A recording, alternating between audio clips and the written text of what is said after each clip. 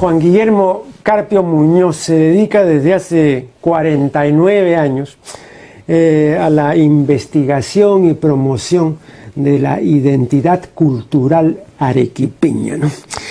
De modo que en su calidad de arequipeñista se le reconoce y tiene de hecho principalía.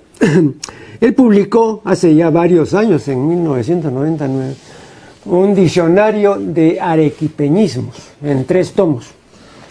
Y acaba de publicar en un solo tomo la segunda edición de este diccionario.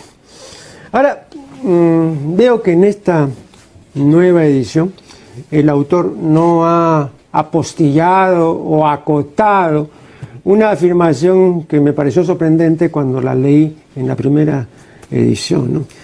La afirmación aludida es que hay una desaparición vertiginosa de los arequipeñismos, ¿no? Como en esta nueva edición no dice nada, entonces debo presumir que esa desaparición continúa, ¿no? Y entonces continúa también mi preocupación. Bueno, en primer lugar, mi más cordial recibimiento para Juan Guillermo. Y la pregunta puntual es esa, ¿no? De los 5.000 y pico de arequipeñismo que había hace una década y un poco más, ¿cuántos hay ahora? Bueno, yo creo que el mismo número sigue existiendo. El asunto está en la frecuencia de uso. O sea, la frecuencia de uso ha bajado muchísimo. Pero el hecho de que estén estos vocablos desusados, ¿tú los equiparas a desaparecidos? No desusados, sino están, por decirte, si antes, hace unos 20 años, un vocablo lo conocía por lo menos un 70 o 80% de la población, hoy lo conocen un 30% de la población, ¿no? Y lo utilizan un 15% de la Pero población. tú decías hace más de 10 años, ¿no?, que había una vertiginosa. El hecho de la desaparición de los vocablos en una lengua es normal y la incorporación de nuevos vocablos. Lo que yo no veo como normal es que esa desaparición sea vertiginosa. A eso me refería yo. Eso indica que hay una desaparición, digamos, grande y rápida de vocablos, ¿no? Sí, y debido a la frecuencia de uso, como te digo, pero también a los cambios tan violentos que vive Arequipa en los últimos años, ¿no? O sea, la cantidad de migrantes que ha recibido Arequipa en los últimos 50 años se ha incrementado en las últimas décadas, ¿no? O sea, concretamente en el siglo XXI Arequipa viene recibiendo una cantidad de migrantes muy grande, ¿no? Pero entonces tú dirías que, dicho sea de paso, migrantes que en la mayoría de los casos son quechohablantes y aymara-hablantes, que están forjando nuevos arequipeñismos, que van a ir, o sea, recién se están formando, ¿no? Porque esta desaparición también podría aducirse en relación con los vocablos que normalmente usan los que no son de Arequipa, o sea, vocablos del habla general. Pero ahí hay un fenómeno diferente, y es que por la posmodernidad y el progreso extraordinario de la tecnología está reduciendo violentamente el léxico. Pero este es un fenómeno que compromete a todo el mundo. A todo. Claro. Pero ya es algo distinto el caso, digamos, de los arequipeñismos, ¿no? Porque cuando tú decías, pues, vertiginoso, ¿no? Bueno, yo dije, bueno, entonces a esa altura pues habrá pues 2.000 o 3.000 arequipeñismos, pero ahora tú acabas de manifestarme que no. No, siguen el mismo número. El asunto es la frecuencia. Los niños y los jóvenes cada vez, digamos, utilizan menos y escuchan menos. Además, antes los aprendíamos, ¿dónde? Los aprendíamos en el hogar, en la escuela o en la calle, ¿no? En cambio, hoy que se usan con menor frecuencia, los jóvenes y los niños obviamente no los conocen. Aparte de que por el desarrollo de las tecnologías de comunicación, obviamente tienen un bombardeo en la televisión, en la radio, en la música, en los discos, etcétera. Pero un reduccionismo. Internet, claro. Hay un reduccionismo. Un reduccionismo que... Vamos a terminar en la agrafía, acuérdate. Vamos a terminar en calidad de ágrafos. Sí, cómo no.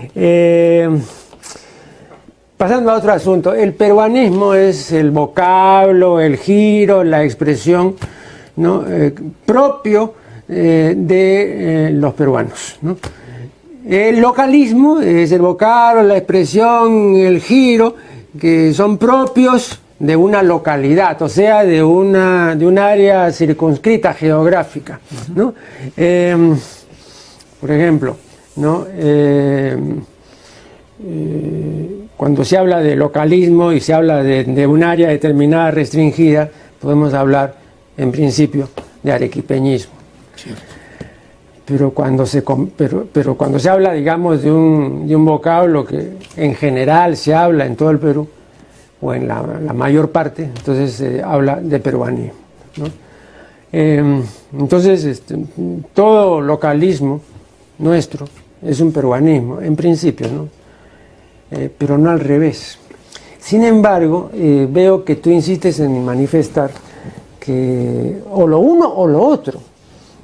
O sea, o estamos hablando de peruanismo o estamos hablando de localismo, pero no son intercambiables, ni tampoco se puede decir que todo localismo es un peruanismo, etcétera. Bueno, es que para mí, Marco Aurelio, fíjate, una voz que solo es conocida en una región es propia de esa región, pero no es de todo el Perú.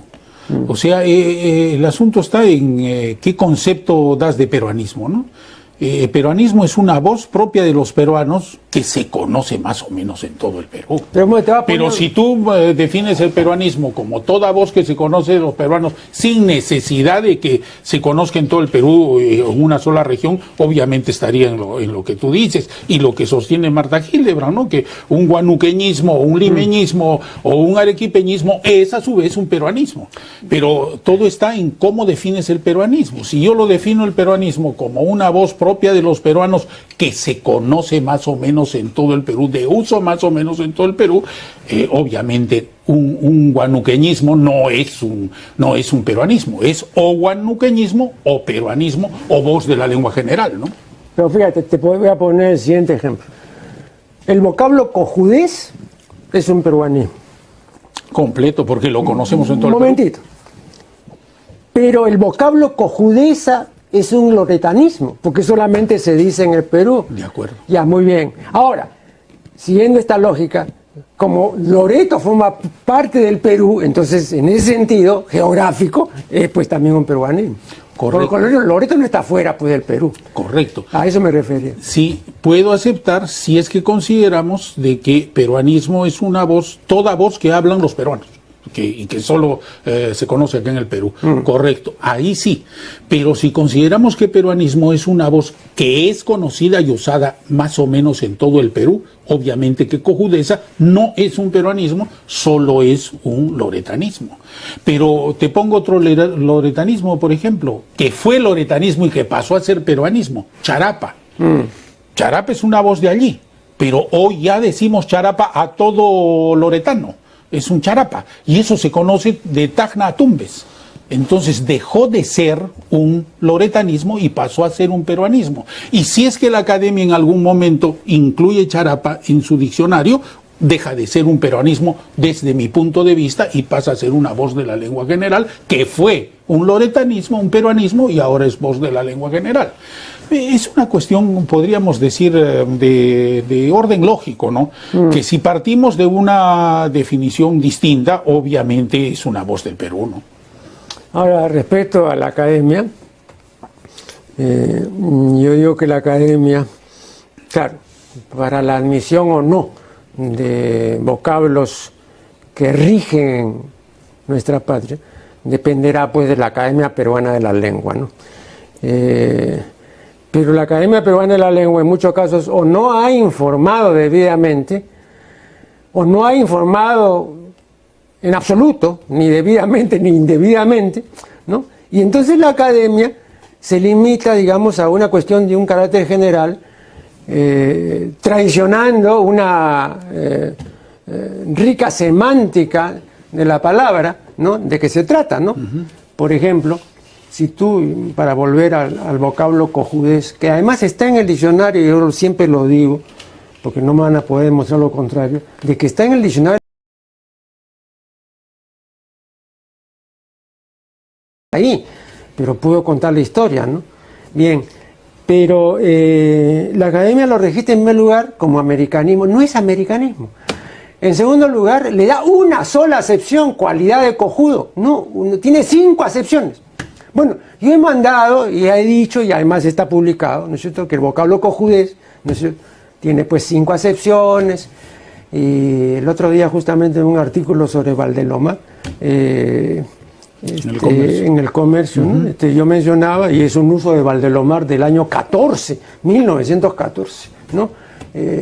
Y Valdelomar, en una carta que dirige a Enrique Bustamante y Vivian, le dice: aquí en el Perú, en este país, todas son cojudeces, hasta tener talento es una cojudez, y él sabía muy bien que lo tenía, indudablemente que sí. Bueno, el año 14, se han pasado pues muchos años, ¿no? Es un vocablo centenario, lejos, ¿no? Y sigue muy mal definido. Entonces, en ese sentido, quiero también yo rescatar el hecho, ¿no?, al congregar este número impresionante, porque 5.000 y pico es un buen número, ¿no? Y definirlos, no siempre cumplidamente, no se puede hacer eso siempre, ¿no?, pero por lo menos haberlos allegado, es una labor meritoria, ¿no?, de que hay que destacarla, ¿no? Tendríamos que hacer lo mismo con una serie de otros departamentos, ¿no? Efectivamente, el lenguaje popular peruano es tan rico, sí, y tan variado y cambiante todos los días. Así es. Que realmente los pocos estudios que se hacen van muy a la saga de lo que sucede en la realidad. Es una pena, ¿no? Porque de estos, de estos 5.000 y pico, ¿cuántos son arequipeñismos sintácticos, semánticos, ¿no? Porque, por ejemplo, hay una serie de voces del habla general que figuran como arequipeñismo, por ejemplo, la voz cangrejo, ¿no? Pero no en el sentido, digamos, en que todos entendemos como un crustáceo, etcétera, ¿no? Sino en el sentido de alguien que hace mal las cosas, o al revés. Al revés, ¿ya? Camina para atrás. Claro, para atrás, ¿no? ¿Cuántos hay más o menos? Bueno, aproximadamente un 10%, ¿no? Un 10%. Un 10%. ¿No? Hay muchas voces, y voces inclusive que vienen, por ejemplo, una voz, ser un mendigo. Ajá. Es un mexicanismo. Claro. Y mendigo es al contrario de mendigo para los mexicanos. Ya. Pero en Arequipa no. Mendigo equivale a mendigo. Claro. Es una forma curiosa de también llamar al mendigo, claro, ¿no? Por influencia de la película mexicana, qué sé yo. Traslado de acento. Así es. Bueno, vamos a hacer acá el primer corte y ya regresaremos.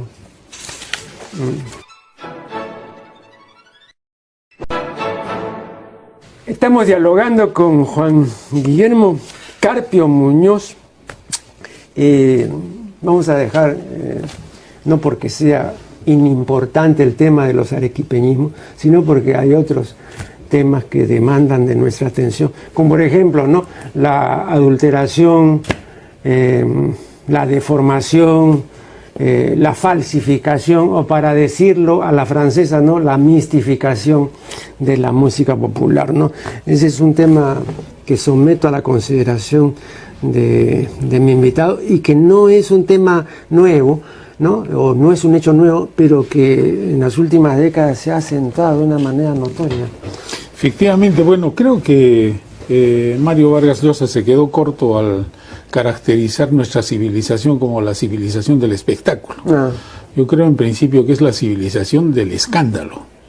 El escándalo es lo que pega, lo que suena, lo que se difunde y lo que se celebra finalmente, lo que consume la gente, ¿no? Si antes, bueno, hace un siglo o más, las ciudades eran pequeñas, y en los pueblos pequeños siempre alguna noticia llamaba escándalo, o aparecía una señorita sin pareja preñadita, y bueno, era un escándalo y la comidilla del pueblo, o si peleaba el juez con el comisario en la cantina, era la comidilla del pueblo, pero eso quedaba ahí, en ese nivel.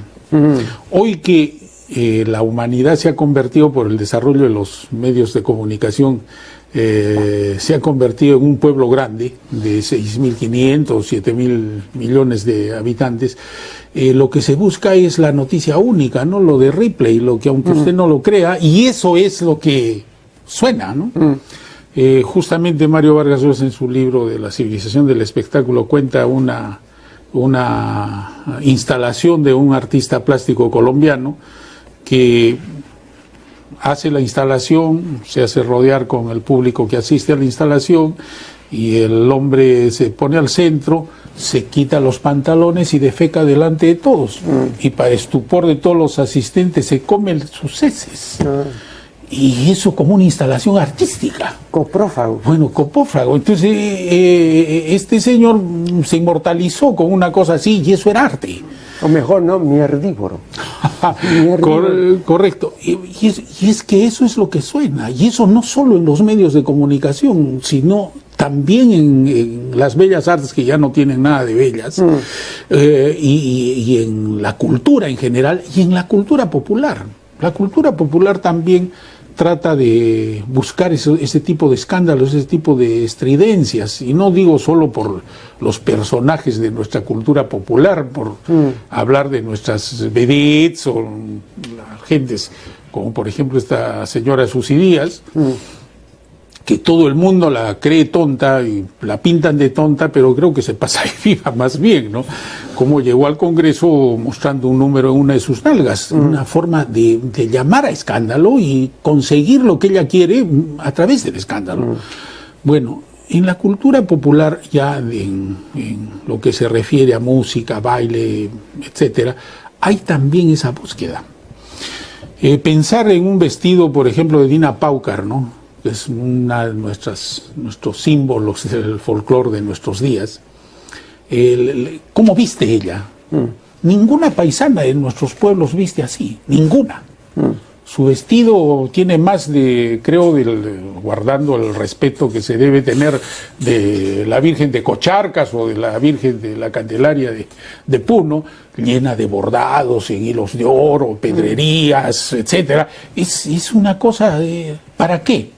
Para llamar a escándalo, para llamar a la atención, y pega, pues, ¿no? Y vende, y qué sé yo.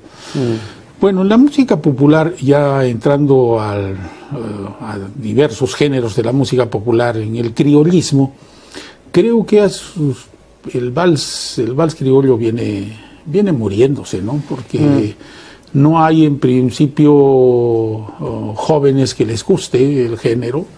No hay compositores nuevos, no hay intérpretes nuevos. En los pocos programas de música criolla que hay, se repiten hasta la saciedad no más de 50 valses, y se da. ¿Me permites una interrupción? Fíjate, he seguido tu razonamiento y tu discurso, y concuerdo contigo en términos generales. Pero someto a tu consideración el siguiente hecho. Desde hace 50 años, para más o menos hablar de la aparición en nuestro medio de la televisión, ¿no? En las mañanas, en la madrugada y en diversos canales hay programas folclóricos, los sigue habiendo. Esta presencia no podría explicarse solamente por el exhibicionismo o por el prurito de llamar la atención, etcétera, cosa que sí existe en muchos otros casos, pero no puede fácilmente mantenerse esos 50 años. Y no hay nada equivalente a eso, por ejemplo, respecto a nuestro vals criollo, ni a la marinera de Lima, ni siquiera a los ritmos negros del Perú. Entonces, ¿por qué durante 50 años, ¿no? Y ahora lo puedes ver, sintoniza a las 5 o 6 de la mañana cualquier canal, está ahí la paisanada. Pero es que ya, ahora dime, no, pero eso no es porque están haciendo algo escandaloso. No. Entonces, ¿por qué esta permanencia de eso sí y de lo otro no? Porque esos 50 años justamente coinciden con la llegada de migrantes andinos a las ciudades, y específicamente a Lima, y con la nostalgia que ellos sienten de las músicas de su sitio, y que inclusive en muchos... no eran mayoritarios, Juan Guillermo, no eran mayoritarios. Pero han ido siendo mayoritarios, esos 50 años han ido siendo mayoritarios. ¿Y qué cosa sucede? Esa gente en muchos de los casos no tenía electricidad en su pueblo y encuentran en su ciudad sí electricidad y prender un radio para escuchar su música.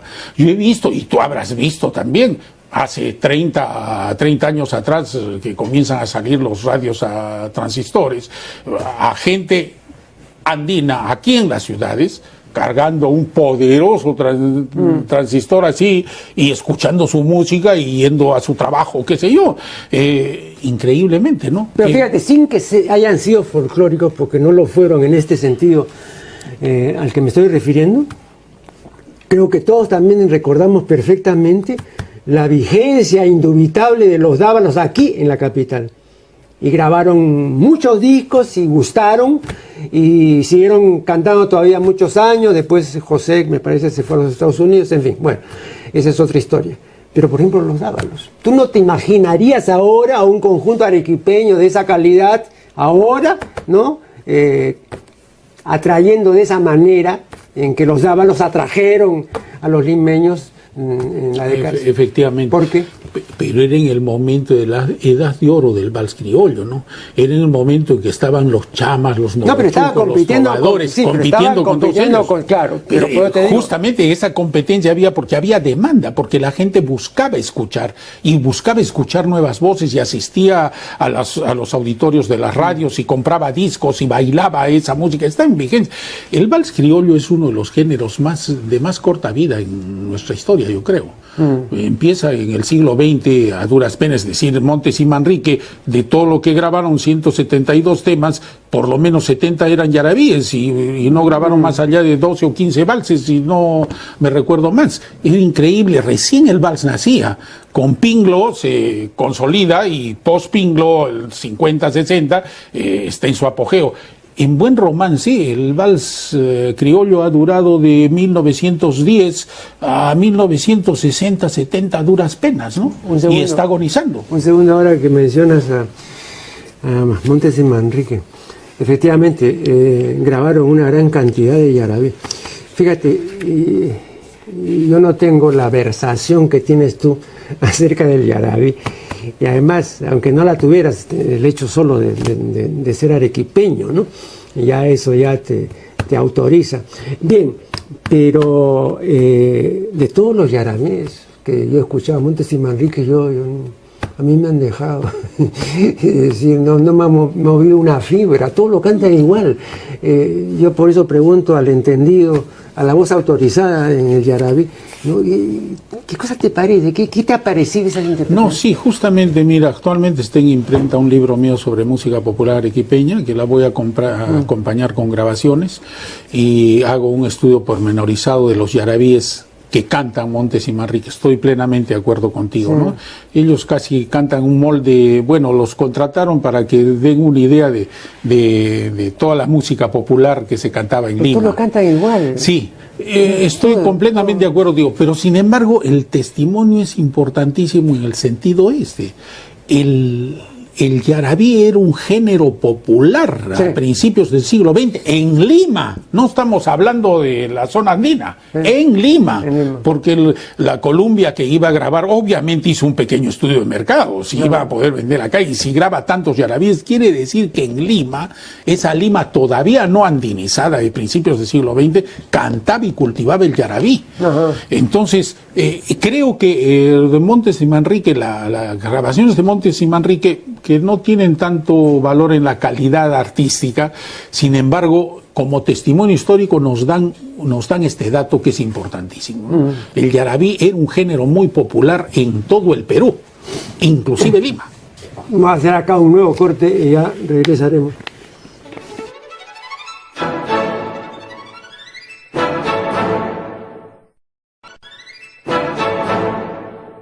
Estamos dialogando con Juan Guillermo Carpio, bueno, volviendo a la desvirtuación de nuestra música, quiero decir lo siguiente, cualesquiera críticas que uno haga de esta desvirtuación serán hasta cierto punto inútiles, porque ya ese es un proceso irreversible, ¿no? Entonces creo que ya no hay nada que hacer, ¿no? La era digital es una era irreversible. la gran tecnología no la podemos ignorar, etc. Entonces ahora podemos lamentarnos, esa es otra cosa, pero que le vayan a enderezar las cosas y van... Pero no solo lamentarnos, Marco Aurelio, yo creo, mira, que el género se está muriendo, el vals criollo se está muriendo. ¿Qué cosa hace nuestro Ministerio de Cultura, nuestro Conservatorio de Música, nuestras universidades, etcétera, por lo menos tener una fonoteca del vals criollo que sea lo más completa posible? Es increíble que nosotros estamos dejando pasar en nuestra vista que se muere un género precioso, un género que identificaba el siglo XX peruano, y que no hacemos nada por él. Y en todos los géneros de la música popular estamos en las mismas. No hay nada que es de un trabajo sistemático. Yo no creo que ni siquiera Radio Nacional tiene una colección más o menos completa de la música. No, y con mantenimiento, pues no. ¿Qué se hace? O sea, se puede hacer cosas bien importantes con respecto a la música popular, se deben hacer ya, que ese es el mejor homenaje que se le puede hacer, porque el género muere, pero no quiere decir que ha desaparecido. Al contrario, tenemos que conservar lo que fue el vals criollo, o lo que fue la marinera limeña, conservarlo por lo menos para que se sepa como un producto cultural de nuestro pueblo, que no es justo que se evapore y que nomás se sepa de él. Fíjate, voy a poner un caso que es el que mejor conozco y que no se refiere a la música, pero que te puede dar una pauta, ¿no? Que es mi propio caso en relación con los libros. Estuvo aquí el director de la Biblioteca Nacional, el doctor Ramón Mujica, y entre otras cosas, no sé si en el programa mismo o fuera del programa, pero yo le dije que había comprobado que en los catálogos de la Biblioteca Nacional solamente había 2 libros míos, y que yo había publicado ya 11 libros. Y entonces, ¿cómo era aplicable esto? Bueno, en primer lugar, porque la editorial que publicó eso no envió lo que por ley debe enviar. En segundo lugar, que sí envió, pero no ha sido catalogado. O en tercer lugar, que también envió, pero ha sido robado, ¿no? Y entonces me dijo, bueno, las 3 cosas pueden haber ocurrido, ¿no? Y yo le dije, bueno, pero la persona entonces que tiene a su cargo eso, y la autoridad competente, entonces que se comunique conmigo para completar, enviarle pues esto y luego pues comprobar que efectivamente los lectores tendrán acceso, en fin, ¿no? Bueno, jamás hubo ningún contacto ulterior y hubo pues un desinterés patente, etcétera, ¿no? Entonces era una cosa que no ocurría con Marco Aurelio Negri, sino que ocurre a cada rato y con todos. Y que podríamos decir que si ocurre con Marco Aurelio de Negri, con mayor razón ocurre con un montón de bueno, entonces, yo siempre me preocupé, ¿no?, de llevar mis ejemplares a la biblioteca de la Municipalidad de Miraflores, que está a cargo de una persona entendida que es la doctora Beatriz Prieto, ¿no? Y entonces le estaba llevando y llevando, yo mismo puntualmente, ¿eh? Porque no voy a esperar que compren y tal, porque a veces no tienen partida, no pueden, no encuentran, en fin, ¿no? Bueno, y ahí tienen ya pues ¿no?, el registro electrónico, y entonces, ¿no? Pero yo notaba una serie de cosas ahí. Primero, que faltaban libros míos, pero yo había entregado esos libros. Segundo, que no estaban en orden cronológico, cosa que me parecía muy rara. Y en fin, había una serie de anomalías. Y entonces me dijo la verdad, ¿no? Y eso es así, ¿eh? Me dijo, a ver, en primer lugar, no están en orden cronológico porque el programa que tenemos para eso no ordena cronológicamente. De modo que ordena por orden de llegada. De modo que es así. Y entonces tendríamos que cambiar de programa. Uno. No, segundo, que ¿por qué no están los últimos libros que usted nos trajo? Ah, porque no tenemos sistema. Entonces está todo paralizado. Y me comenzó pues con, ¿no?, una serie de consideraciones respecto a la ineficacia o a la inexistencia o en fin a la negligencia de todo un sistema y de todo un equipamiento que no funcionaba. Entonces yo dije, bueno, ¿qué se puede hacer así? Que si el propio autor está llevando, ¿no? Y no van a registrar debidamente nada. Yo le dije, vea, hace unos años aquí, a mediodía en la biblioteca de la Municipalidad de Miraflores, que es un sitio muy simpático porque es tranquilo, hay muy poca gente, o había, ¿no? Bueno, pero antes me decía, aquí a mediodía había 50 personas en la sala de lectura, tranquilamente, en día particular, ¿eh? Yo conté ese día que fui, hace poco, había 5. Entonces le dije, ahí están las consecuencias pues de la sociedad informática y de la digitalización, ya no hay lectores. No, me dijo, ya no hay pues. Entonces, ¿qué interés pueden tener? Bueno, un señor pues le lleva todo, ¿no? Pero lo mínimo que tiene que hacer el Estado es hacer un registro de lo que se produce, por lo menos, y tanto en música como en libros, como etcétera. Debiera de haber una cosa, es lo mínimo que debiera haber en cultura, ¿no? Es increíble que nosotros hacemos bien en venerar nuestro monumento Machu Picchu y tenerlo lo mejor posible, correcto, pero hay una serie de bienes culturales que desaparecen, no existen para el Estado y no lo registra. ¿Quién lo va a hacer? Vamos a esperar que la empresa privada o un particular lo haga. Bueno, hay algunos coleccionistas de discos que han rescatado algo, ¿no? Y hay que aplaudirlos. Pero en realidad no existe ningún registro de los bienes culturales que se producen. Claro, pero yo mencionaba esto, y mencionaba mi caso, porque a las autoridades competentes no les importa, no les interesa. Yo puedo decir, hay un señor Carpio Muñoz que es un entendido en la arequipeñidad y que ha publicado obras importantes y que tiene un diccionario del arequipeñismo y todo. Entonces tú andas a abrir la biblioteca, vamos a ver si están tus libros. Entonces es muy serio, ¿no? Es muy serio.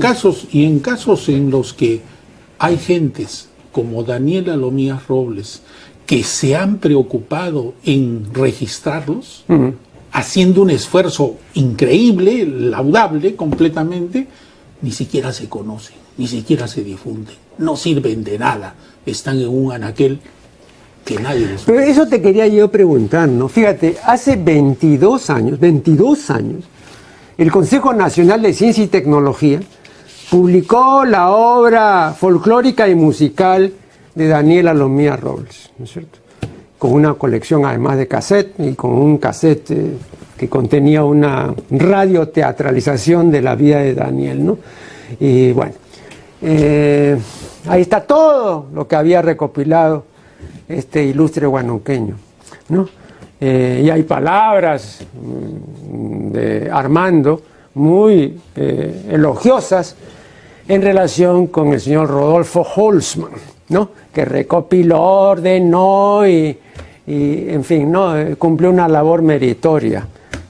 Pero mucho más adelante, este mismo señor Holzman y otros músicos de valía han sido los primeros en criticar y en devaluar la obra de Daniela Lomías Robles. No estoy hablando de gran público que desconoce pues olímpicamente esto. No, pero la gente que sí conoce y que ha tenido, ¿no? Incluso una relación muy estrecha con el autor o con el recopilador o con el que fue las dos cosas, ¿no? Después habló mal. Entonces yo digo, si los entendidos no son las personas que aquilatan y que aprecian debidamente la obra de un músico distinguido y un recopilador insigne, entonces ¿qué se puede esperar del resto? Han pasado 22 años y ahí está la obra, no hay ningún misterio.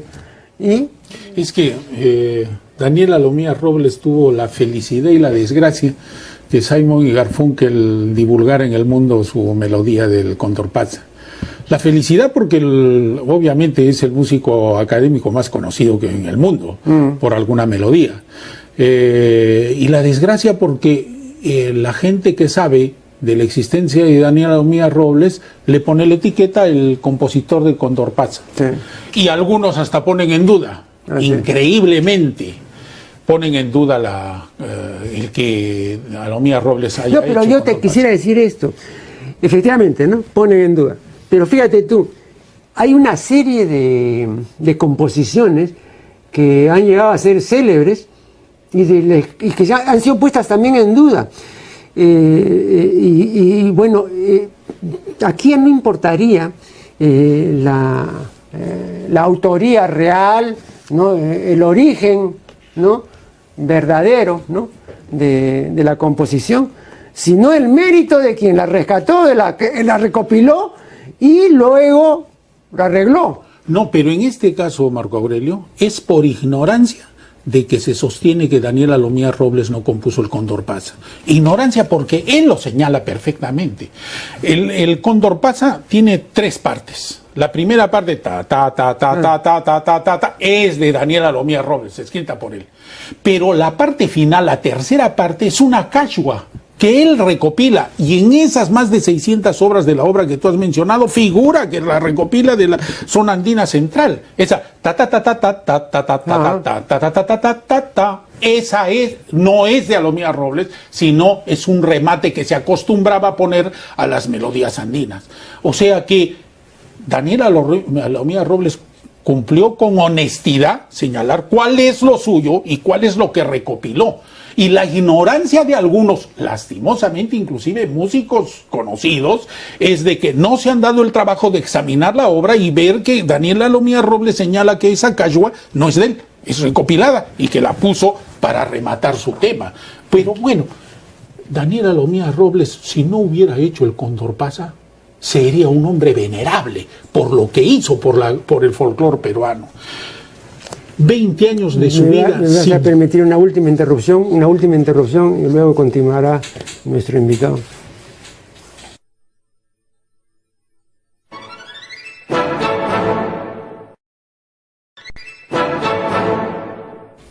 Estamos dialogando, la parte final, con Juan Guillermo Carpio Muñoz, acerca de, entre otras cosas, acerca de la música popular y de los arreglos y de la difusión de los arreglos y del desconocimiento de las verdaderas autorías, etcétera.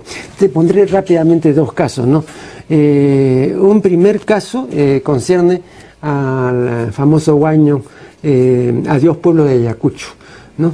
Que llegó a popularizarse gracias a una versión excelente del guitarrista Raúl García Zárate.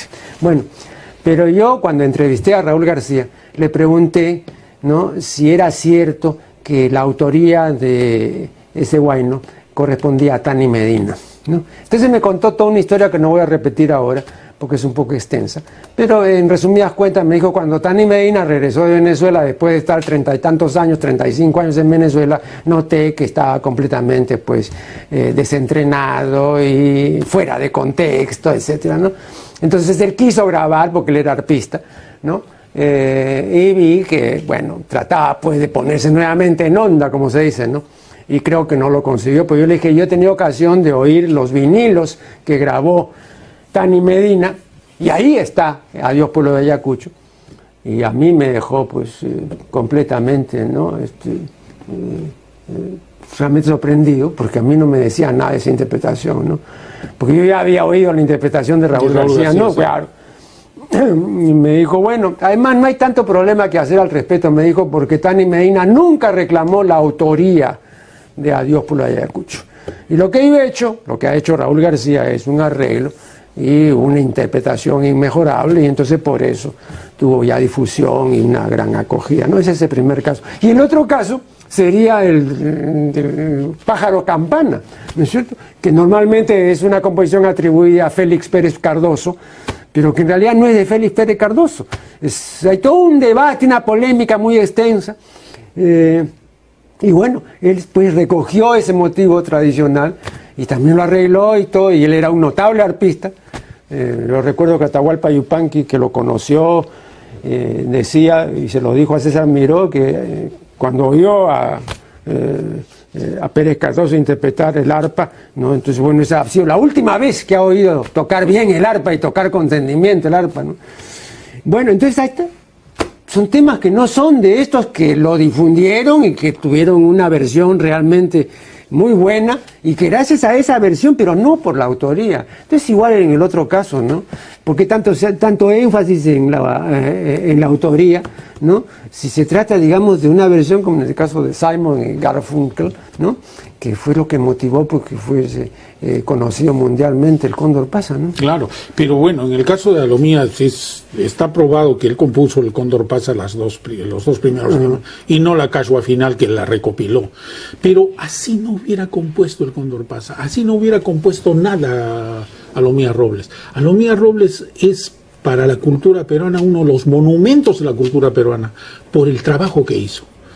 Entre 1910 y 1930, 20 años, peregrinó, deambuló en el Perú, sin sueldo, sin beca, sin nada, con su propio peculio, pueblo por pueblo, recogiendo música. Recopiló más de 600 temas musicales, cachuas, yarabíes, chonguinadas, huaynos, etcétera, a lo largo y ancho del país, en esa época. Claro. Y no solo los transcribió y las líneas melódicas las escribió en el pentagrama, sino cuando los temas eran cantados, y cantados en quechua, pone la letra completa del quechua y hace una traducción al español del quechua que él dominaba. No solo eso, sino en algunos casos hace un estudio pormenorizado. Esto lo he recopilado en una cosecha del maíz en Jauja el día tal, etcétera. Las gentes vestían así, cantaban así, esto hacían los viejos, esto hacían los niños, bailaban de esta forma, cosechaban. Es decir, es un estudio antropológico, folclórico de la mayor importancia, que ojalá que en algún momento la escuela de folclor José María Arguedas, las mismas universidades, el Instituto de Etnomusicología de la Católica, que ojo, me consta que Armando me dijo que él donó los libros de Daniel Alomía Robles al Instituto de Etnomusicología de la Universidad Católica, están ahí. Ojalá que le saquen provecho y hagan esto. No, y ojalá que estén bien. Te voy a contar rápidamente. No, pero permíteme terminar una comparación. No es justo que la Escuela Nacional de Folclor tenga un conjunto de folclor estupendo, pero que baila los temas de la dancística popular peruana casi del mismo modo que el elenco de Brisas del Titicaca. Y no estoy denigrando a ninguno de los dos. Brisas del Titicaca y cualquier otra entidad privada puede hacer las cosas que quiera con el folclore y qué vamos a hacer hasta mistificarlo. Pero la Escuela Nacional de Folclore debe ir a las fuentes, y acá tiene unas fuentes de Daniel Alomía Robles para rescatar nuestros temas, tanto en vestimenta, en música y en danza, que no se distorsionen tanto como hoy sucede con la marinera, por ejemplo, ¿no? La marinera es increíble, que es una maravilla que Trujillo tenga el Festival de la Marinera. ¿Quién no va a aplaudir? Magnífico. Sin embargo, la marinera norteña está siendo mistificada en tal manera que ya los danzarines son, no sé si saltimbanquis o qué, hacen una serie de saltos, giros, etcétera, que no son propios de la marinera. Están mistificando la marinera. Y hoy, casi a lo largo y ancho del Perú, se está bailando la marinera norteña y dejando la marinera limeña tan llena de gracia, o la marinera yacuchana, la marinera... Pero mejor que la dejen, porque si se meten van a terminarla destrozando. No. Y me decía recientemente el doctor Luis Millones, ¿no?, que acababa de regresar del Cusco, y me dice, es irreconocible. Y esa es la consecuencia de la algarabía turística y de la publicidad y de todo lo que usted ya conoce.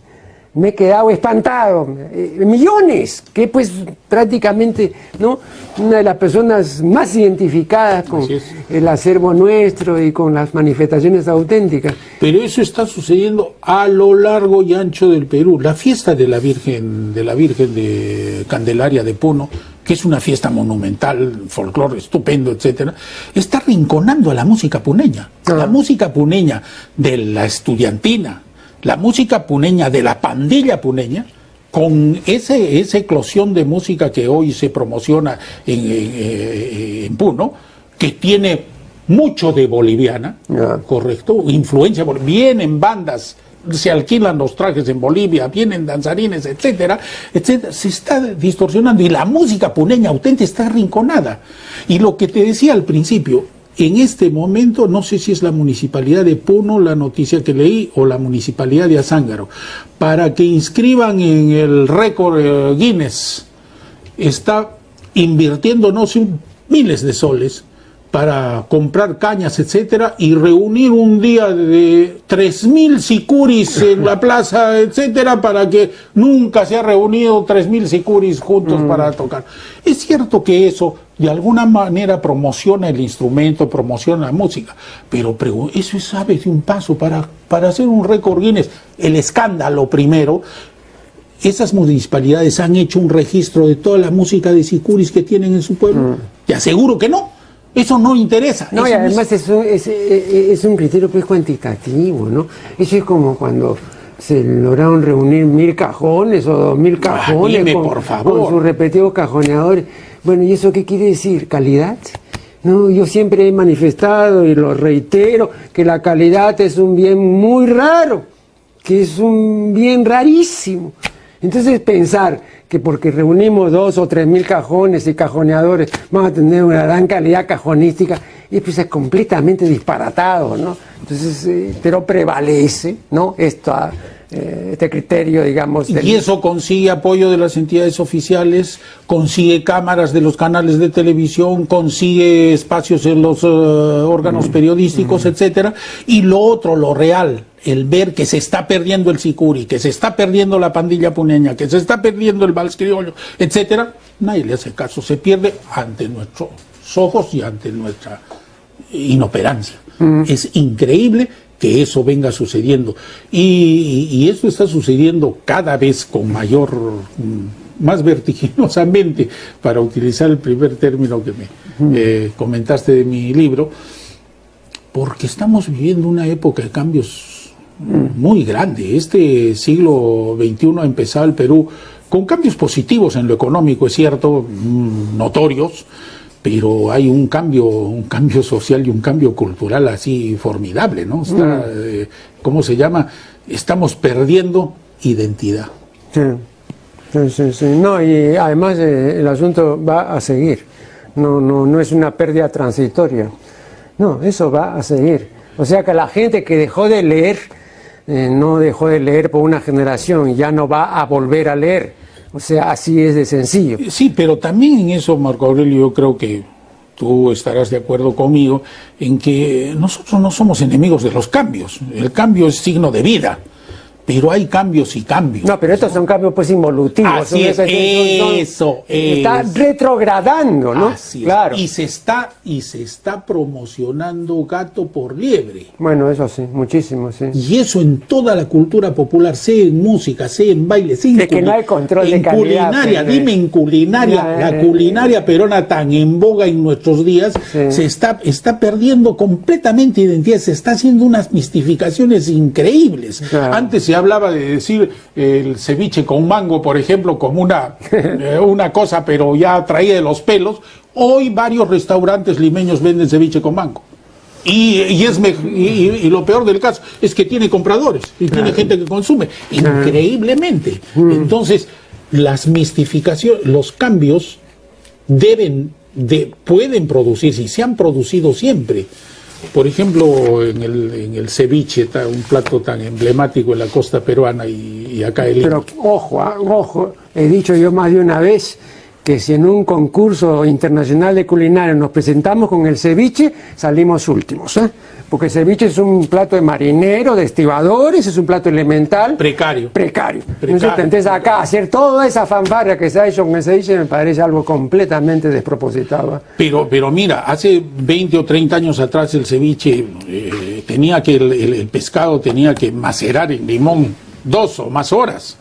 Se lo acompañaba con rodajas de choclo, etcétera. Hoy ya no. Hoy ya, cambios que vienen produciéndose por la presencia andina en la costa ha traído la canchita con maíz salado, etcétera, y ya no la rodaja de choclo. Bueno, muchísimas gracias a Juan Guillermo Carpio Muñoz una vez más, y con ustedes será hasta el programa siguiente.